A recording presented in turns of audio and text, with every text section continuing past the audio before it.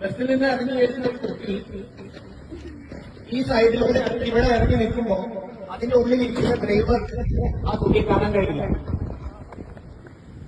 അതിനുശേഷം ഈ കുട്ടി ഇവിടുന്ന് ഇങ്ങനെ വന്ന് ഈ ബസ്സിന്റെ മുന്നിലൂടെ കയറി ഇവിടെ എത്തി ഈ ഭാഗത്ത് നിന്ന് ക്രോസ് ചെയ്യുമ്പോഴും അവിടെ ഇരിക്കുന്ന ഡ്രൈവർക്ക് ഇതിനെ കാണാൻ പറ്റില്ല. ഇതിനെയാണ് ബ്ലൈൻഡ് സ്പോട്ട് എന്ന് പറയാ. അപ്പോ ഇതുവഴി ഇങ്ങനെ പോകുന്ന കുട്ടീനെ ഒരു കാരണവശാൽ ആര് കാണുന്നില്ല, ഡ്രൈവർ കാണുന്നില്ല. അപ്പോ ഒരു ബസ്സിന്റെ മുന്നിലൂടെ ജീവിതത്തിൽ ഒരിക്കലും ഇതുപോലെ നിങ്ങൾ ക്രോസ് ചെയ്യാൻ ശ്രമിക്കരുത്. മിനിഞ്ഞാന്നുണ്ടായ അപകടത്തിന്റെ വ്യാപ്തി അത്രത്തോളം വലുതാണ്. ഡ്രൈവർ കണ്ടില്ല, കുട്ടീനെ ബസ് ഇടിച്ചിടുകയും അതിന്റെ ഫ്രണ്ട് ടയർ കയറി ആ കുട്ടിയുടെ മുകളിൽ കൂടെ കയറി. അത് മാത്രമല്ല, അത് കഴിഞ്ഞ് ബാക്ക് ടയറും ആ കുട്ടിയുടെ മേലെ കൂടെ കയറിയിട്ടാണ് ബസ്സിലെ ഡ്രൈവർ അറിയുന്നത്.